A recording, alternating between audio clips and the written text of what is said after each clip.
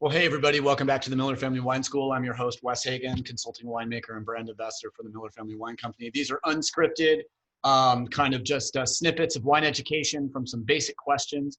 They're actually posited on reddit.com. So I think it's a great little series of these first questions to get you involved in understanding wine. My goal is to give you these couple minutes of the benefit of my 25 years of experience as a production winemaker and someone who is a professional wine judge and a professional wine writer. So what are we talking about today? Well, I'm coming to you from the largest wine cellar in Utah, which is an odd statement to make. And no, this is just obviously a virtual background. But the question was, how many bottles should I start with? The question is, if I want to start a small collection of wine, how many bottles should I have? I like 10 cases, and I'll tell you why. Number one, you are in the greatest moment in the history of mankind for buying wine. Wine has never been cheaper. Wine has never been higher quality.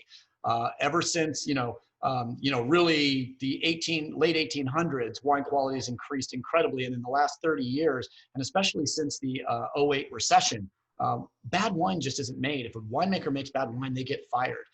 We are in a time in the world where you can almost walk into any supermarket, any brick and mortar store, or go online, pick blindly a case of wine, have it delivered, and probably love all 12 bottles.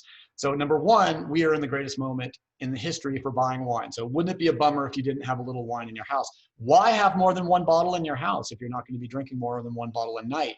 Number one, after you finish a bottle of wine, especially if you have friends over, remember friends, having them over, when we're in a safe place and we're all having friends over, remember that you can go get a second bottle of wine. You can put two bottles of wine out and compare one with the other. The most important thing to me is you never know what you're going to eat, and you can put together a small cellar. I would put together, if you were going to get 10 cases, these are the wines that I would include.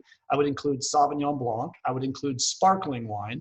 I would include both dry sparkling wine like Gloria Ferrer or a J. Wilkes Blanc de Blanc, some of that beautiful sparkling wine that's dry. And then I would get a sparkling wine that's a little off dry, like a sparkling Moscato. If you don't know if you like sparkling Moscato, believe it or not, just buy a bottle of Barefoot. It's made by Gallo, and they do a very nice job. It's sweet, it's sparkling. It's like, it's like alcoholic soda pop, and a lot of people really like that. And I find it delicious on a hot day.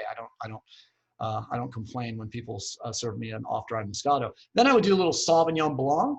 I would probably get maybe a little Riesling or Gewürztraminer.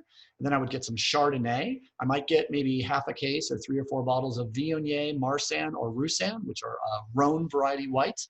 And then going into rosé, I would make sure I had at least a case of dry rosé, something like Smashberry, which is a delicious rosé that I just talked about on a different show.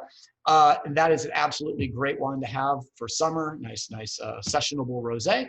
And then as far as the reds go, I would do some Pinot Noir, I would do some Grenache, I would do some Syrah, I do a little bit of Merlot or Cabernet Franc, and then I would have a decent amount of Cabernet Sauvignon on hand.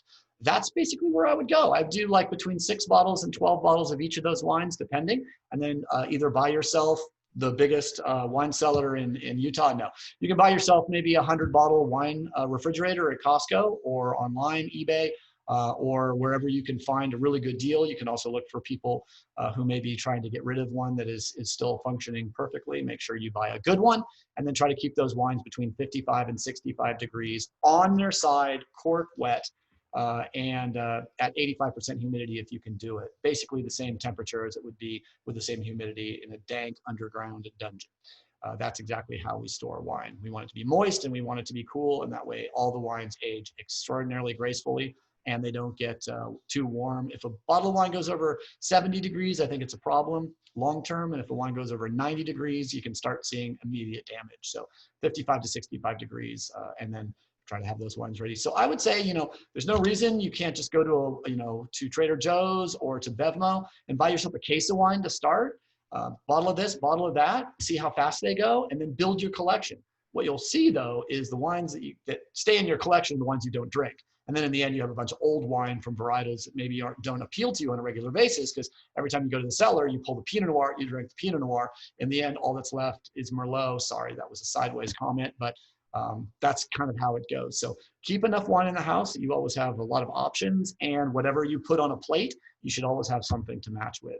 that's the best way and my best advice off the top of my head for building a small collection of wine. Hope that helped, and keep watching these, and go visit us at millerfamilywines.com or millerfamilywineclub.com. Thanks again, and see you soon.